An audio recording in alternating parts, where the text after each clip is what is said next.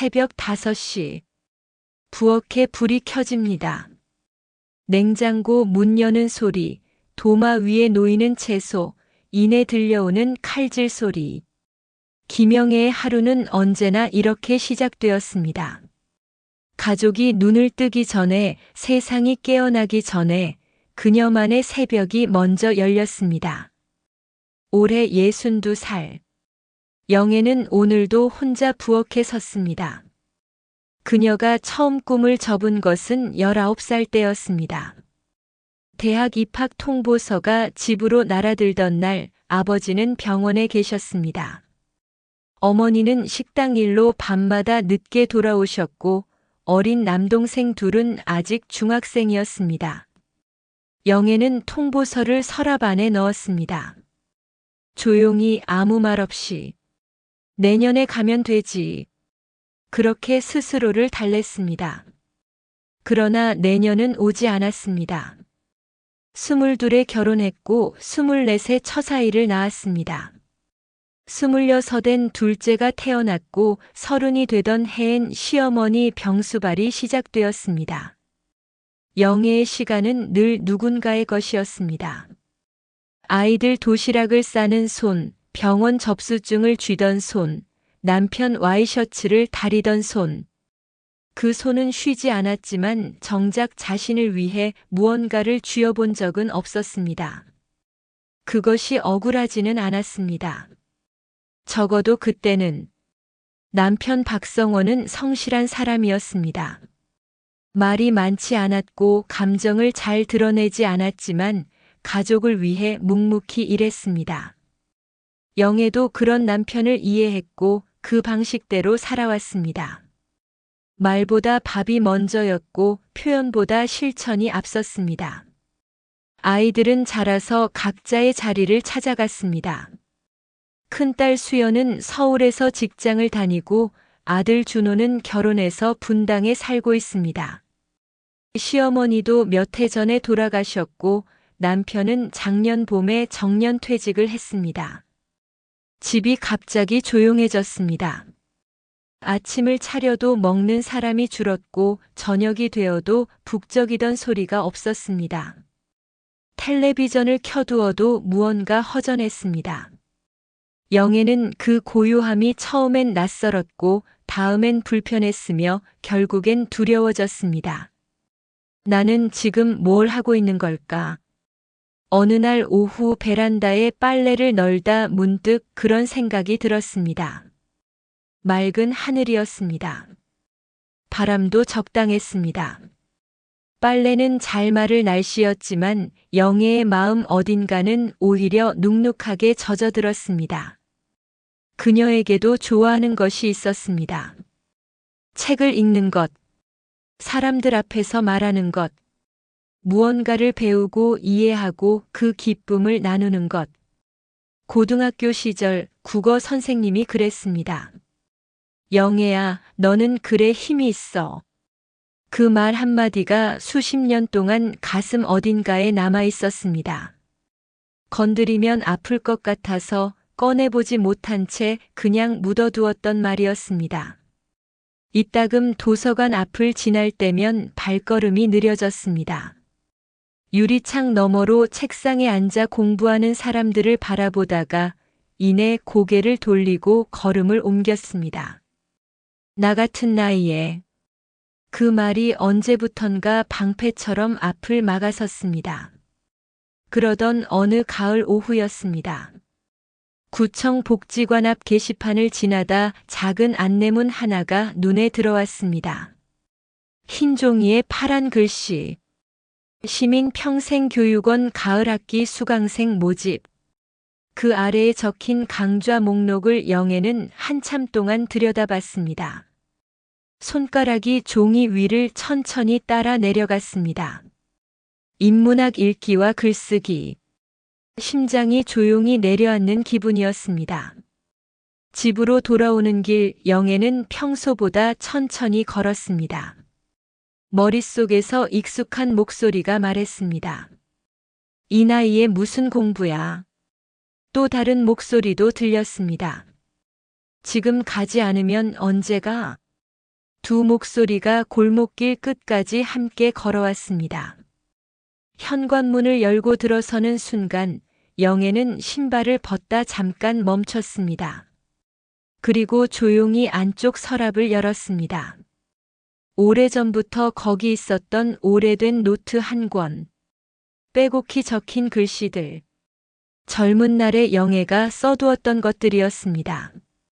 그녀는 노트를 꺼내 식탁에 펼쳐놓았습니다. 손끝이 종이를 쓸었습니다. 오랫동안 잊고 있었던 냄새, 종이 냄새, 글의 냄새. 눈가가 살짝 뜨거워졌지만 영애는 울지 않았습니다. 다만 노트를 천천히 닫고 수강 신청 안내문에 적힌 전화번호를 찬찬히 들여다봤습니다.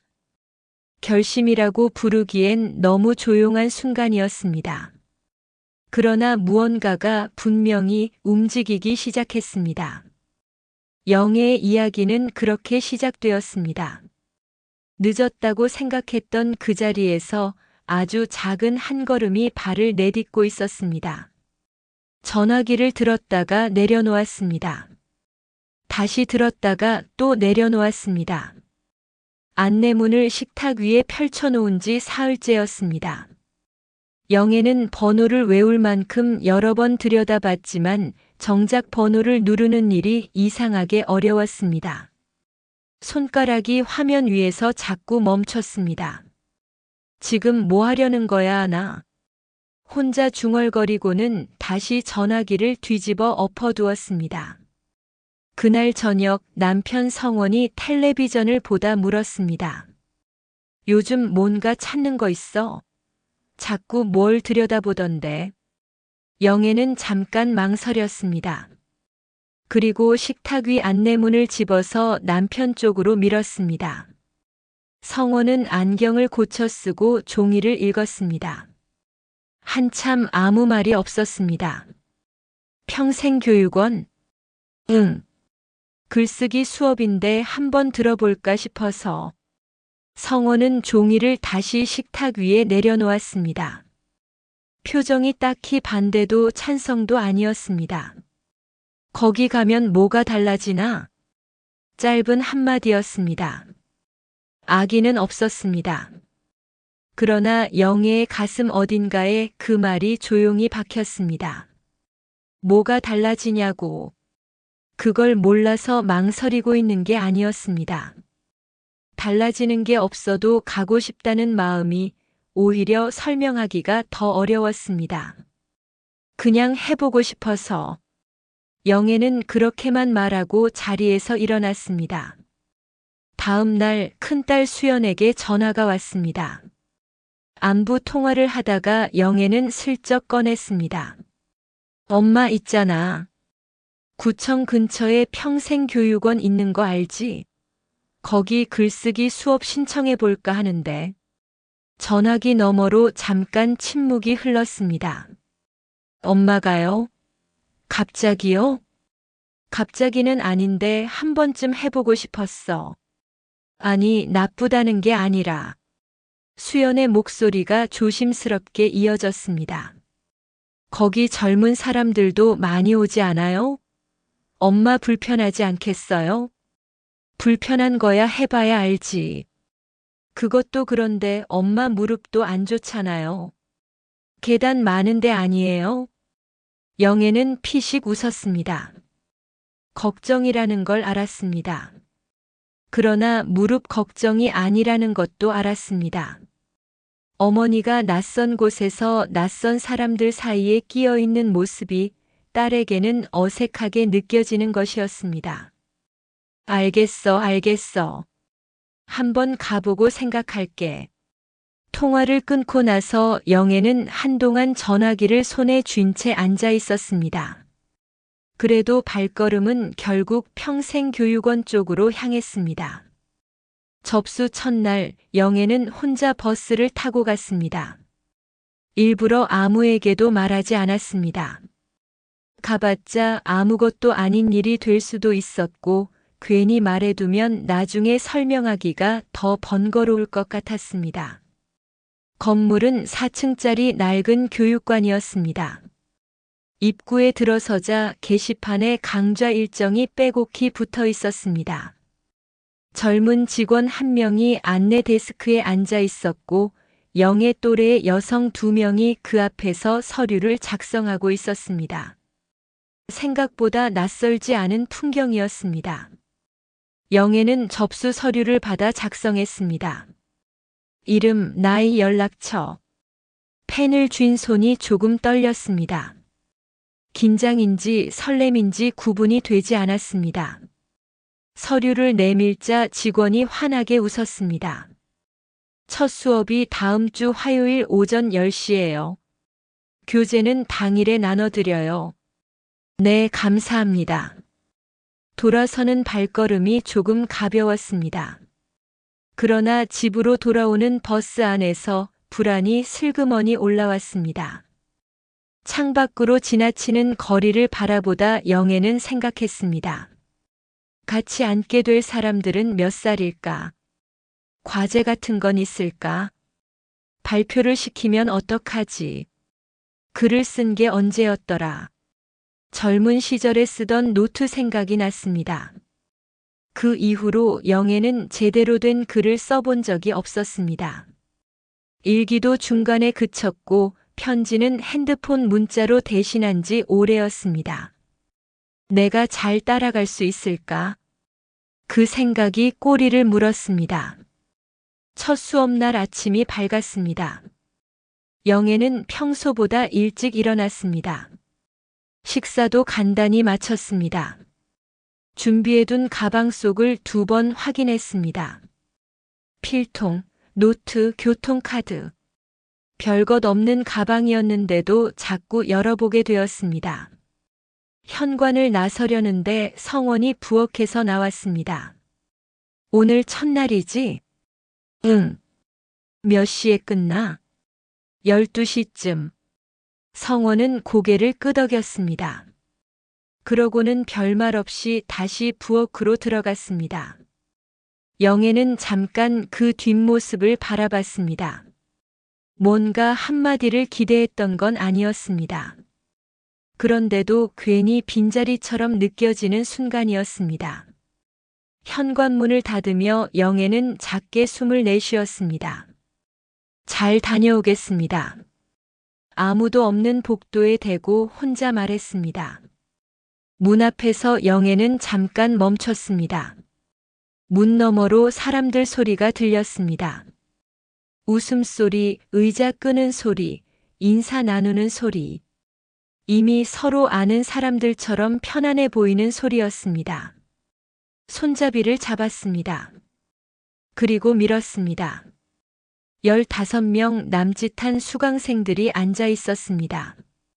대부분 영애와 비슷한 나이였지만 앞줄에 30대로 보이는 여성도 있었습니다. 몇몇이 고개를 들어 영애를 바라봤습니다. 적대적인 시선은 아니었습니다. 그냥 새 사람이 들어왔구나 하는 눈빛이었습니다. 그런데 영애는 그 평범한 시선이 유독 크게 느껴졌습니다. 빈자리를 찾아 중간쯤에 앉았습니다. 노트를 꺼내 책상 위에 올려놓고 펜을 그 옆에 나란히 놓았습니다. 손이 할 일을 찾는 것처럼 자꾸 물건을 만지작거렸습니다. 옆자리 여성이 먼저 말을 걸었습니다. 처음 오셨어요? 네, 처음이에요. 저도 지난 학기부터 들었는데 강사 선생님이 좋으세요. 너무 어렵게 안 가르쳐 주시거든요. 영애는 고맙다는 뜻으로 웃었습니다. 그러나 속으로는 너무 어렵게 안 가르쳐 주신다는 말이 괜히 마음에 걸렸습니다. 어렵지 않아도 자신이 따라갈 수 있을지 그게 문제였습니다. 수업이 시작되었습니다. 강사는 50대 초반의 차분한 여성이었습니다. 첫 시간은 자기소개와 수업 방향 안내였습니다. 부담스럽지 않았습니다. 그런데 강사가 마지막에 한마디를 덧붙였습니다. 오늘 숙제가 있어요. 딱 한 가지예요. 오늘 느낀 것, 혹은 오래 담아두었던 것 하나를 A4 반장 분량으로 써오세요. 형식은 없어요. 그냥 솔직하게. 강의실 안에 웅성거림이 잠깐 일었습니다. 누군가는 벌써요? 하고 웃었고 누군가는 그 정도야 뭐라며 가볍게 넘겼습니다. 영애는 아무 말도 하지 않았습니다. 노트를 내려다봤습니다. 하얀 줄 위에 아무것도 적혀 있지 않았습니다. A4 반장. 멀지 않은 분량이었습니다. 그런데 막상 무엇을 써야 할지 머릿속이 조용해졌습니다. 너무 조용해서 오히려 무거웠습니다. 오래 담아두었던 것. 영애는 창밖을 바라봤습니다. 파란 하늘이었습니다. 구름이 천천히 흘렀습니다. 담아두었던 게 없는 건 아니었습니다. 오히려 너무 많았습니다. 그걸 어디서부터 꺼내야 할지, 어떤 말로 시작해야 할지가 막막했습니다. 평생 말보다 행동이 먼저였던 사람에게 감정을 글로 옮기는 일은 전혀 다른 종류의 일이었습니다. 영애는 버스를 타지 않고 걸었습니다. 20분 거리였지만 걷고 싶었습니다. 수업은 나쁘지 않았습니다. 강사도 좋았고 옆자리 여성도 친절했습니다. 분위기가 두려웠던 것과는 달랐습니다.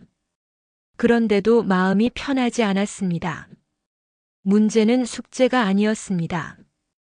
교실 안에 앉아 있는 내내 영애는 무언가 이질적인 기분을 지울 수가 없었습니다. 다른 사람들은 이미 자신의 자리에 있는 것 같았는데 자신만 아직 문 앞에 서 있는 것 같은 느낌. 한 발을 들여놓았지만 나머지 발이 여전히 밖에 있는 것 같은 그 기분. 나는 여기 어울리는 사람인가? 그 질문이 발걸음을 따라왔습니다. 집 앞 골목에 다다랐을 때 영애는 잠깐 걸음을 멈췄습니다. 가방 속에서 노트를 꺼냈습니다. 그리고 첫 페이지를 펼쳤습니다. 하얀 줄이 기다리고 있었습니다. 펜을 꺼내 들었습니다. 뚜껑을 열었습니다. 그러나 글씨는 써지지 않았습니다. 영애는 한동안 그 자리에 서서 빈 페이지를 바라봤습니다. 그러다 조용히 노트를 덮었습니다. 가방에 다시 넣었습니다. 일단 집에 들어가서 생각해보자. 그러나 영애는 알고 있었습니다.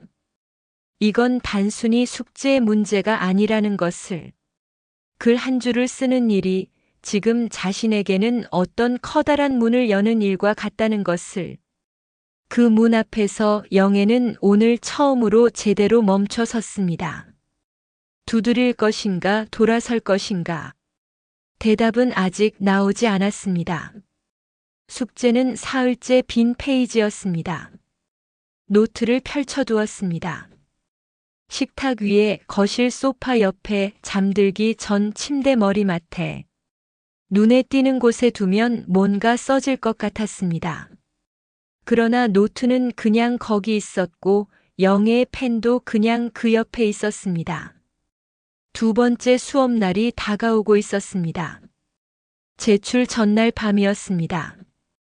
성원은 일찍 잠들었고 집안은 조용했습니다. 영애는 식탁에 혼자 앉아 노트를 열었습니다. 스탠드 불빛이 하얀 줄 위에 떨어졌습니다. 써야 한다. 그렇게 생각하면서도 손이 움직이지 않았습니다. 무엇을 쓴다는 것은 무엇을 꺼낸다는 뜻이었습니다. 꺼내야 할 것들이 없는 게 아니었습니다. 문제는 그것들이 너무 오래 묻혀 있었다는 것이었습니다. 꺼내는 순간 어떤 모양일지 영애 자신도 알 수 없었습니다. 시계가 자정을 넘겼습니다. 영애는 결국 펜을 들었습니다. 그리고 천천히, 아주 천천히 썼습니다. 나는 19살에 대학을 포기했습니다. 한 줄. 딱 그것뿐이었습니다. 더 이상 이어지지 않았습니다. 눈이 뜨거워지는 것 같아서 펜을 내려놓았습니다. 울고 싶지 않았습니다. 우는 게 싫어서가 아니라 울기 시작하면 어디서 멈춰야 할지 몰랐습니다. 노트를 덮었습니다. 불을 껐습니다. 다음 날 수업. 영애는 한 줄짜리 노트를 가방에 넣고 갔습니다. 제출하지 못할 수도 있다고 생각했습니다. 그냥 들고 갔다가 그냥 들고 올 수도 있다고. 강의실에 들어서자 수강생들이 저마다 종이를 꺼내고 있었습니다. 옆자리 정순 씨는 A사 한 장을 빼곡히 채워왔습니다. 저 어젯밤에 3번이나 고쳤었어요. 처음엔 너무 길어서. 영애는 그 종이를 힐끗 봤습니다. 빽빽한 글씨들이었습니다. 아무렇지 않은 척 고개를 끄덕였습니다. 강사가 들어왔습니다. 지난주 숙제 나눠주세요. 다 읽지는 않을 거예요. 몇 분만 골라서 이야기 나눠볼게요. 종이들이 앞으로 전달되었습니다. 영애는 잠깐 가방 속을 들여다봤습니다. 그리고 노트를 꺼냈습니다. 한 줄이 적힌 페이지를 찢었습니다. 조용히 최대한 소리 나지 않게 접어서 앞으로 넘겼습니다. 강사가 종이들을 훑어봤습니다. 그러다 잠깐 멈췄습니다. 영애는 그게 자신의 것이라는 걸 직감적으로 알았습니다. 강사가 고개를 들었습니다. 이분 한 줄만 쓰셨네요. 강의실이 잠깐 조용해졌습니다. 몇몇이 고개를 돌렸습니다. 영애는 얼굴이 달아오르는 것을 느꼈습니다. 저요. 죄송합니다. 잘 안 써져서. 강사는 잠시 그 한 줄을 내려다봤습니다. 그러고는 말했습니다. 19살에 대학을 포기했다고 쓰셨네요. 네. 이거 사실 굉장히 강한 문장이에요. 영애는 아무 말도 하지 못했습니다. 한 줄인데 하고 싶은 말이 다 들어있어요. 나머지는 다음 주에 이어서 써오시면 됩니다. 강사가 다음으로 넘어갔습니다. 강의실 분위기도 금세 돌아왔습니다. 그러나 영애는 한동안 자신의 빈 노트를 내려다봤습니다. 강한 문장. 그 말이 귓속에서 조용히 머물렀습니다. 3번째 수업은 발표였습니다. 지난주 이어 쓴 글을 앞에서 읽는 것이었습니다. 영애는 그 주에 처음으로 글을 제대로 썼습니다. A사 반장. 억지로 채운 게 아니었습니다. 한 줄을 쓰고 나자 다음 줄이 따라왔습니다. 19살의 봄이 아버지 병원비가 서랍 속에 넣었던 입학 통보서가 손이 먼저 움직였고 머리는 나중에 따라왔습니다. 그런데 발표는 다른 문제였습니다. 자신이 쓴 글을 다른 사람들 앞에서 소리내어 읽는 것. 그것은 단순히 글을 보여주는 것이 아니었습니다. 속에 있던 것을 꺼내서 공기 중에 놓는 일이었습니다. 영애의 차례가 되었습니다. 앞으로 나가는 발걸음이 무거웠습니다. 종이를 양손으로 쥐었습니다. 첫 줄을 읽기 시작했습니다. 목소리가 떨렸습니다. 2번째 줄에서 한 번 멈췄습니다. 숨을 고르고 다시 읽었습니다. 아버지 이야기가 나오는 부분에서 목소리가 얇아졌습니다. 끊어질 것 같았습니다. 영애는 입술을 한 번 꾹 눌렀습니다. 그리고 계속 읽었습니다. 끝까지 읽었습니다. 강의실이 조용했습니다. 박수가 나왔습니다. 작지 않은 박수였습니다. 자리로 돌아오는데 정순 씨가 팔을 한 번 가볍게 잡았습니다. 잘하셨어요. 진짜로. 영애는 고개를 숙였습니다. 눈이 뜨거웠습니다. 이번엔 참지 않았습니다. 고개를 숙인 채 노트 위에 눈물 한 방울이 떨어지는 것을 그냥 두었습니다. 그러나 고비는 또 왔습니다. 4번째 수업, 토론 시간이었습니다. 주제는 나이 들매 대하여였습니다. 강사가 돌아가며 의견을 물었습니다. 앞 사람들이 말하는 동안 영애는 머릿속으로 할 말을 정리했습니다. 분명히 생각이 있었습니다. 하고 싶은 말도 있었습니다. 그런데 막상 자기 차례가 되자 말이 나오지 않았습니다. 생각이 너무 많아서였습니다. 어디서 시작해야 할지, 어떤 말이 적절한지, 너무 긴 건 아닌지. 정리하는 사이에 시간이 흘렀습니다. 괜찮으세요? 생각 정리되시면 말씀하셔도 돼요. 강사의 목소리는 친절했습니다. 그런데 그 친절함이 오히려 영애를 더 작아지게 만들었습니다. 배려받아야 하는 사람이 된 것 같았습니다. 아, 저는 아직 생각이 그게 전부였습니다. 그날 집으로 돌아오는 길 영애는 버스 창에 이마를 기댔습니다. 바깥으로 건물들이 흘러갔습니다. 왜 그 말을 못했을까? 속에 있던 건 분명했습니다. 나이 든다는 건 투명해지는 것 같다고. 목소리를 내도 잘 들리지 않는 것 같다고. 그런데 그걸 말로 꺼내는 순간 누군가 반박하면 어쩌나. 틀리면 어쩌나. 그 두려움이 말보다 먼저였습니다. 평생 그렇게 살았습니다. 틀릴까봐, 나설까봐, 나서도 소용없을까봐. 집에 돌아왔을 때 성원은 마루에 앉아 뉴스를 보고 있었습니다. 영애는 가방을 내려놓고 부엌으로 들어갔습니다. 냉장고를 열었다가 닫았습니다. 아무것도 꺼내지 않았습니다. 밥은? 성원이 부엌 쪽을 보며 물었습니다. 좀 이따 할게요. 힘들어 보이는데. 영애는 잠깐 멈췄습니다.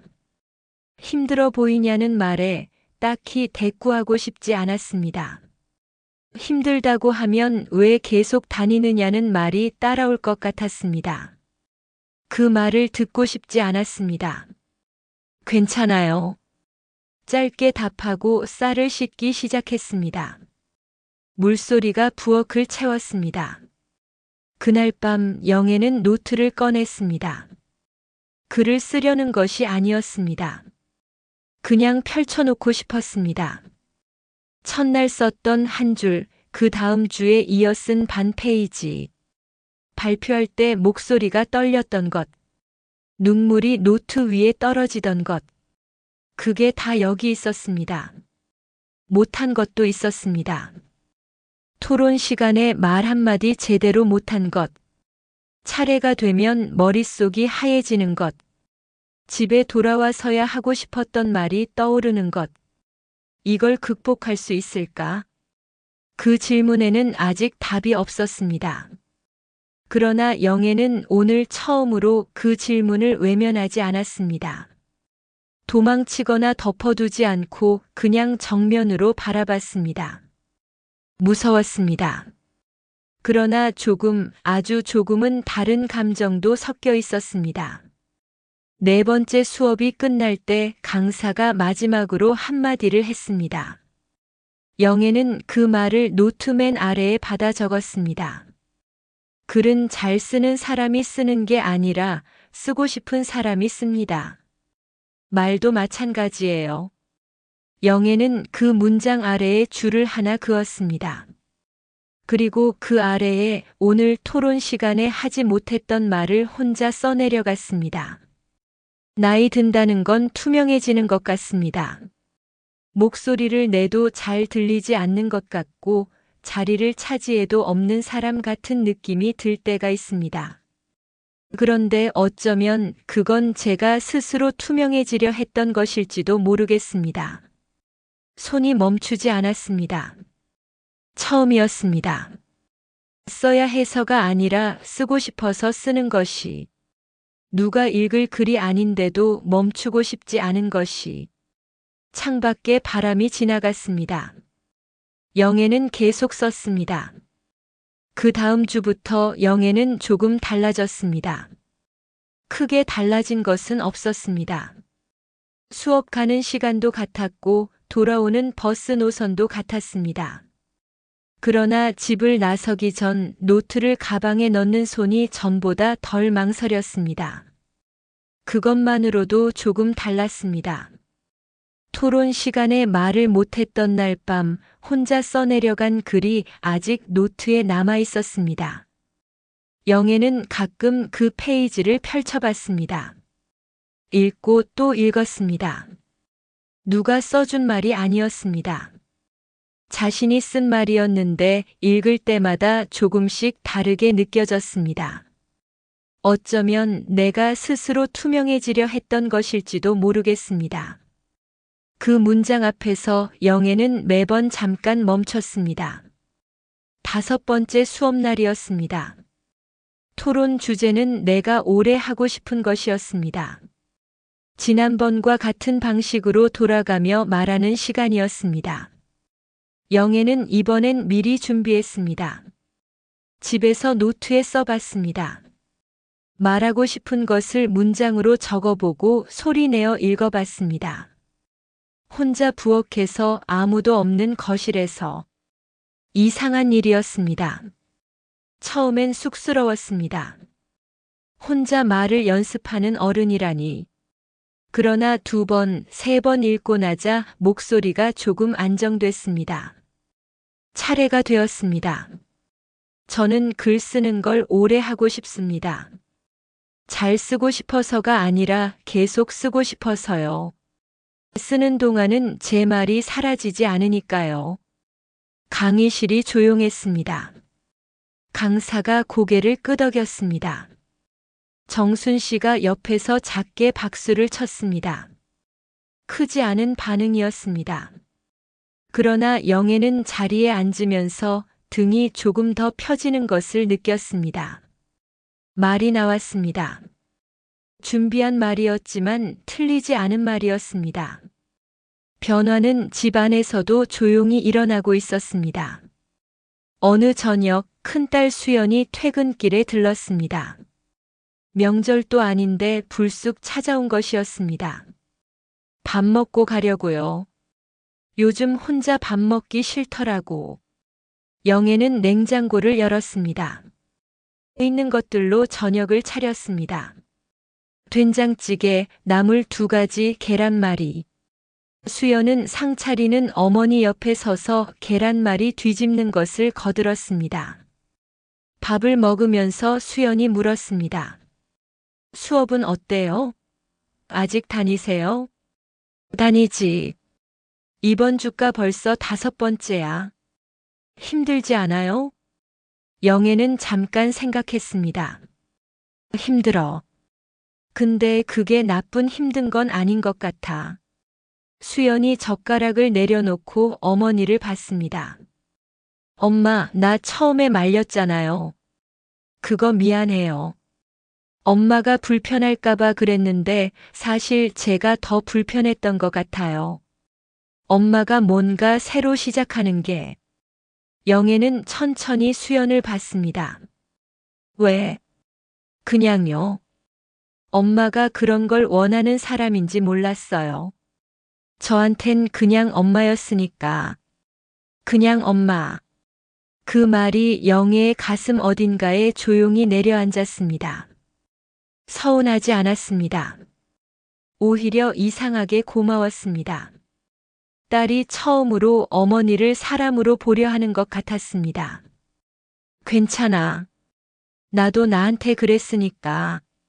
수연이 잠깐 눈을 깜빡였습니다.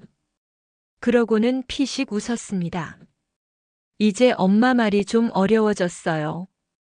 영애도 웃었습니다. 오랜만에 힘 빼고 웃었습니다. 며칠 후 아들 준호에게서 문자가 왔습니다. 엄마 수업 잘 되고 있어요?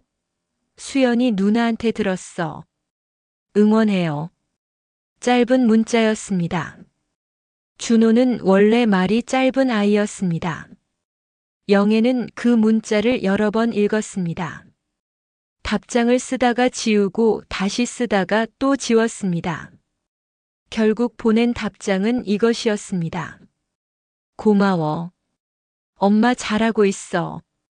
전송 버튼을 누르고 나서 영애는 잠깐 멈췄습니다. 잘하고 있어. 스스로에게 그 말을 한 것은 처음이었습니다.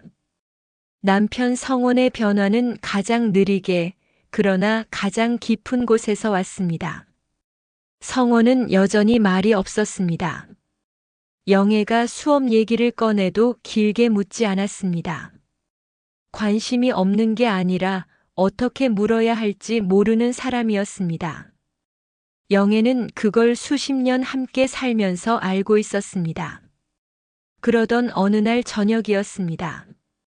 영애가 식탁에서 노트를 펼치고 글을 쓰고 있었습니다. 성원이 차를 들고 거실에서 들어오다가 잠깐 멈췄습니다. 뭐 써? 다음 주에 발표할 거 정리하는 중이에요. 성원은 아무 말 없이 영애 옆에 차를 하나 내려놓았습니다. 그리고 자기 자리로 돌아갔습니다. 찻잔에서 김이 올라왔습니다. 영애는 그 찻잔을 바라봤습니다. 말 한마디 없이 내려놓고 간 것이었습니다.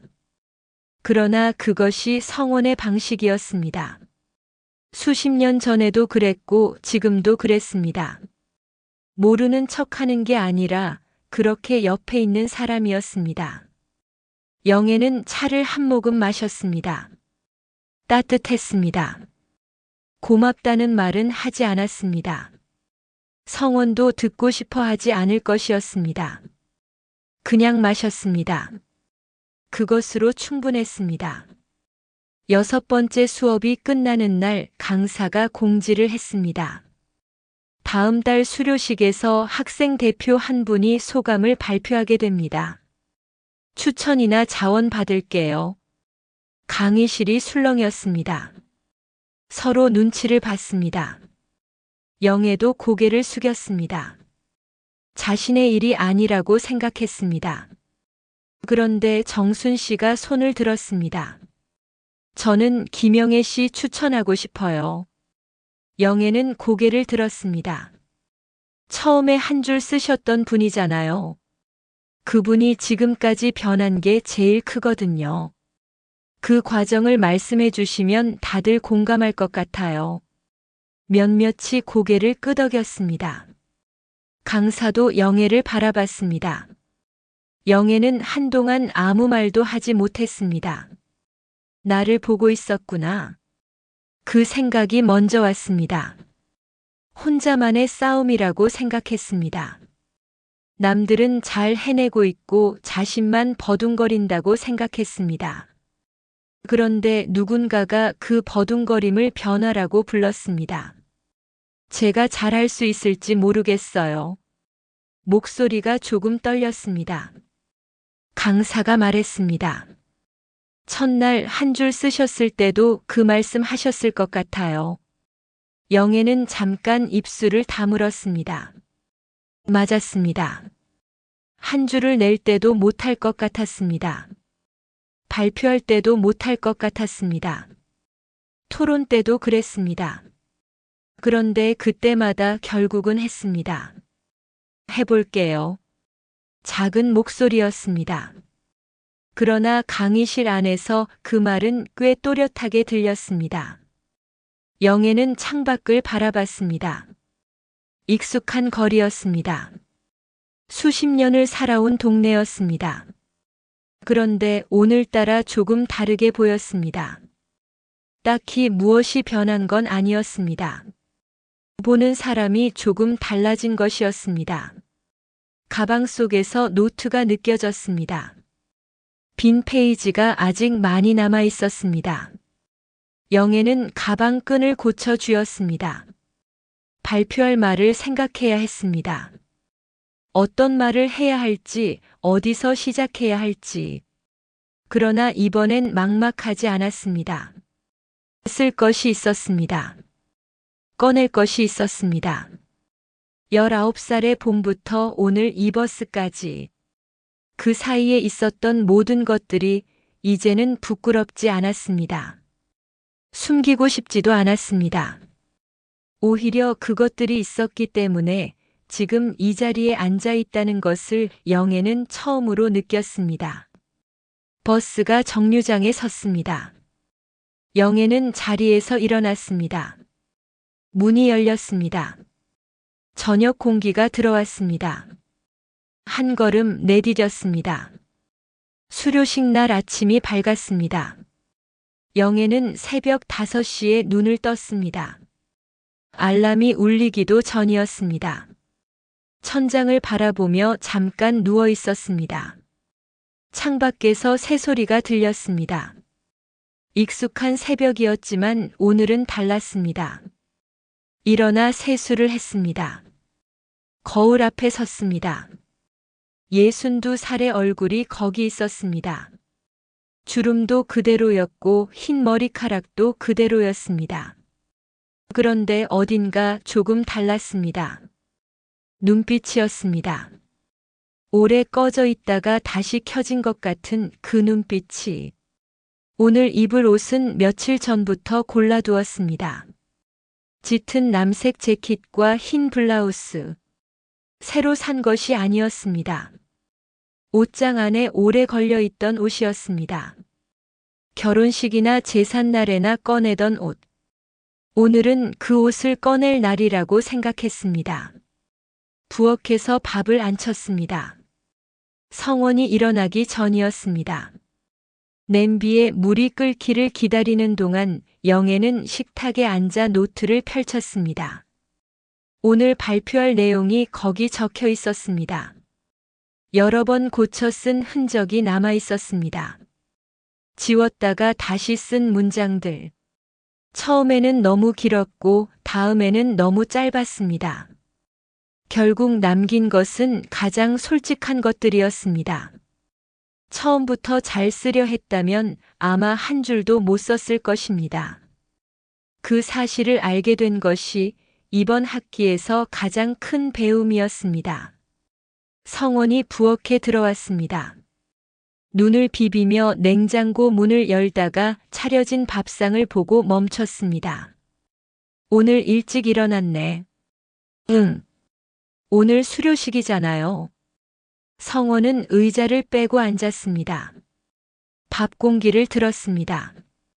한참 먹다가 조용히 말했습니다. 잘했어. 2글자였습니다. 짧았습니다. 그러나 성원에게서 그 말을 듣는데 수십 년이 걸렸습니다. 아니, 어쩌면 영애가 처음으로 그 말을 들을 준비가 된 것인지도 몰랐습니다. 고마워요. 영애도 짧게 답했습니다. 둘 다 더 말하지 않았습니다. 그래도 괜찮았습니다. 교육관 앞에 도착했을 때 수연이 먼저 와 있었습니다. 퇴근길이 아니었습니다. 오전 시간을 비워두고 온 것이었습니다. 옆에 준호도 있었습니다. 분당에서 아침 일찍 출발했다고 했습니다. 왜 온 거야, 너희들? 엄마 발표하는 거 보고 싶었어요. 수연이 태연하게 말했습니다. 준호는 옆에서 그냥 웃었습니다. 영애는 더 아무 말도 하지 못했습니다. 입술이 잠깐 떨렸습니다. 고개를 돌렸습니다. 괜히 하늘을 봤습니다. 맑은 날이었습니다. 구름 한 점 없는 하늘이었습니다. 울면 안 된다고 생각했습니다. 발표가 남아 있었으니까. 영애는 숨을 한 번 크게 들이쉬고 먼저 계단을 올라갔습니다. 강의실 안은 수료식 준비로 조용히 분주했습니다. 꽃 한 송이씩 놓인 책상, 이름표가 붙은 수료증 봉투, 조심스러운 웃음소리. 정순 씨가 달려왔습니다. 오늘 떨리지 않아요? 떨리지. 많이. 그래도 잘하실 거예요. 처음 오셨을 때 생각해봐요. 그때랑 지금이랑 완전 달라요. 영애는 피식 웃었습니다. 달라졌는지 아직도 잘 모르겠습니다. 그런데 정순 씨 눈에는 보이는 모양이었습니다. 어쩌면 그것으로 충분한 것인지도 몰랐습니다. 스스로 보지 못하더라도 누군가의 눈에 비치는 변화. 그게 진짜 변화인지도. 발표 순서가 되었습니다. 영애는 자리에서 일어나 앞으로 나갔습니다. 마이크를 잡았습니다. 강의실 뒤편에 수연과 준호가 서 있었습니다. 수연은 핸드폰을 들고 있었습니다. 영상을 찍으려는 것이었습니다. 영애는 노트를 펼쳤습니다. 첫 문장을 내려다봤습니다. 그리고 천천히 시작했습니다. 저는 19살에 대학 입학 통보서를 서랍 속에 넣었습니다. 내년에 가면 된다고 생각했습니다. 그 내년이 40년이 넘어서야 왔습니다. 강의실이 조용했습니다. 그동안 억울하지 않았느냐고 물으신다면 솔직히 잘 모르겠습니다. 그냥 그렇게 살았습니다.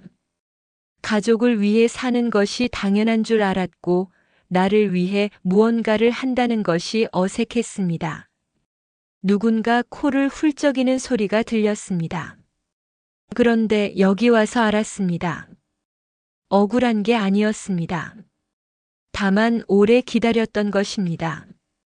저도 모르는 사이에 아주 오랫동안 영애의 목소리가 한번 흔들렸습니다. 잠깐 멈췄습니다. 숨을 고르고 다시 읽었습니다. 첫날 저는 한 줄만 쓰고 제출했습니다. 부끄러웠습니다. 그런데 선생님이 그 한 줄이 강한 문장이라고 하셨습니다. 저는 평생 제 말이 강할 수 있다는 걸 몰랐습니다. 말 한마디가 다른 사람의 마음 속에 남을 수 있다는 것도. 뒤편에서 수연이 눈물을 닦는 것이 보였습니다. 영애는 애써 그쪽을 보지 않았습니다. 꿈이 사라진 것이 아니었습니다. 제가 꿈에게서 눈을 돌리고 있었던 것입니다. 그리고 꿈은 기다릴 줄 알았습니다. 아주 오랫동안. 마지막 문장을 읽었습니다. 늦었다고 생각하시는 분이 계시다면 저는 이 말씀을 드리고 싶습니다. 늦은 것이 아닙니다. 이제 시작인 것입니다. 저처럼. 박수가 터졌습니다. 강의실 안에 모든 사람들이 쳤습니다. 강사도 정순 씨도 처음엔 낯설었던 앞줄의 젊은 수강생도. 뒤편에서 준호가 두 손을 모아 크게 쳤습니다. 영애는 고개를 숙였습니다. 오래 숙이고 있었습니다. 고개를 들었을 때 눈물이 한 줄 흘렀습니다. 닦지 않았습니다. 그냥 두었습니다. 이번에는 멈추려 하지 않았습니다. 이 눈물은 슬픈 것이 아니었습니다. 오래 기다렸던 것이 드디어 도착했을 때 흐르는 그런 눈물이었습니다. 수료증을 받았습니다. 강사가 한 사람 한 사람에게 직접 건넸습니다. 영애의 차례가 되었을 때 강사가 봉투를 건네며 조용히 말했습니다. 계속 쓰세요. 선생님 글이 좋아요. 영애는 봉투를 두 손으로 받았습니다. 감사합니다. 덕분이었어요. 더 말하지 않았습니다. 그것으로 충분했습니다. 교육관 밖으로 나왔을 때 수연이 달려와 영애를 안았습니다. 말없이 그냥 꼭 안았습니다. 영애는 잠깐 어색했습니다. 언제부터인가 가족끼리 안는 일이 없어졌습니다. 그런데 수연의 등을 천천히 두드렸습니다. 엄마, 나 울었잖아요. 나도 봤어. 발표 진짜 좋았어요. 왜 그동안 이런 말 안 했어요? 영애는 잠깐 생각했습니다. 말하는 방법을 몰랐어. 이제 조금 배웠어. 수연이 피식 웃으며 눈물을 닦았습니다. 준호는 그 둘을 보다가 조용히 말했습니다. 엄마, 나도 뭔가 새로 시작해보고 싶어졌어요. 영애는 준호를 봤습니다. 40이 가까운 아들이 오늘따라 젊어 보였습니다. 해. 지금 시작해. 집으로 돌아오는 길 세 사람이 함께 걸었습니다. 오래간만이었습니다. 셋이 나란히 걷는 것이. 영애가 가운데였고 양쪽에 수연과 준호가 있었습니다. 아이들이 어릴 때 이렇게 걷던 기억이 났습니다. 그때는 영애가 이끌었고 지금은 셋이 나란했습니다. 걸으면서 아무 말도 하지 않았습니다. 발걸음 소리, 바람 소리, 가끔 지나치는 차 소리. 그것만으로 충분했습니다. 집 앞에 도착했을 때 현관에 성원이 나와 서 있었습니다. 세 사람을 보더니 말없이 문을 열었습니다. 들어서는 영애의 어깨를 손으로 한 번 가볍게 두드렸습니다. 그게 다였습니다. 그래도 영애는 알았습니다. 저녁을 함께 먹었습니다. 네 사람이 식탁에 둘러앉은 것이 오래간만이었습니다. 수연이 김치찌개를 끓였고 준호가 계란말이를 했습니다. 영애는 밥을 퍼서 나눠줬습니다. 별 이야기가 없었습니다. 수연이 회사 얘기를 했고 준호가 아이 얘기를 했습니다. 성원이 가끔 끄덕였습니다. 영애는 그 소리들을 듣다가 찌개 국물을 한 숟가락 떠서 맛봤습니다. 맛있었습니다. 이 맛이었습니다. 오랫동안 잊고 있던 것이 이것이었습니다. 음식 맛이 아니었습니다. 이렇게 앉아 있는 것, 그것이었습니다. 그날 밤 영애는 노트를 펼쳤습니다. 발표 원고가 아니었습니다. 새 페이지였습니다. 빈줄 위에 펜을 올렸습니다. 그리고 썼습니다. 오늘 나는 62살에 처음으로 학생 대표로 발표를 했다. 떨었고 울었고 그래도 끝까지 읽었다. 꿈은 나이로 사라지지 않는다는 것을 오늘 처음으로 몸으로 알았다. 몸으로. 다음 줄에 덧붙였습니다. 다음 학기도 신청해야겠다. 그게 전부였습니다. 길지 않았습니다. 그러나 이번에는 멈추고 싶지 않았습니다. 창밖에 바람이 지나갔습니다. 영애는 계속 썼습니다. 오늘 있었던 일들을, 성원의 두 글자를, 수연의 포옹을, 준호의 눈빛을, 강사의 말을, 정순 씨의 박수를, 계단을 올라가던 자신의 발걸음을 다 쓰고 나서 노트를 덮었습니다. 불을 껐습니다. 어둠 속에서 잠깐 앉아 있었습니다. 무섭지 않았습니다. 허전하지도 않았습니다. 오히려 오랜만에 꽉 찬 기분이었습니다. 무언가로 가득 찬 것이 아니라 비로소 자기 자신으로 채워진 것 같은. 영애의 이야기는 여기서 끝이 아닙니다. 다음 학기 수강 신청서가 이미 책상 위에 놓여 있습니다. 정순 씨와는 다음 주 도서관에서 만나기로 했습니다. 노트에는 아직 빈 페이지가 많이 남아 있습니다. 19살의 봄에 서랍 속에 넣었던 꿈이 62살의 가을에 다시 꺼내졌습니다. 구겨지지 않았습니다. 빛이 바래지도 않았습니다. 그냥 거기 있었습니다. 꺼내주기를 기다리며. 꿈은 나이로 사라지지 않습니다. 다만 우리가 눈을 돌리고 있을 뿐입니다. 지금 이 글을 읽고 계신 분 중에 서랍 속에 넣어둔 무언가가 있으신 분이 계실지 모르겠습니다. 내년에 하면 된다고, 나중에 하면 된다고, 이 나이에 무슨 이라고 스스로를 달래온 분이 계실지도 모르겠습니다. 영애가 오늘 말합니다. 늦은 것이 아닙니다. 이제 시작인 것입니다. 그 시작이 오늘이어도 됩니다. 끝까지 시청해 주셔서 감사합니다. 이 이야기가 흥미로우셨다면 주변에 공유해 주시고 사시는 지역도 댓글로 보내주세요. 구독과 좋아요 부탁드립니다. 여러분의 응원이 큰 힘이 됩니다. 항상 건강하세요.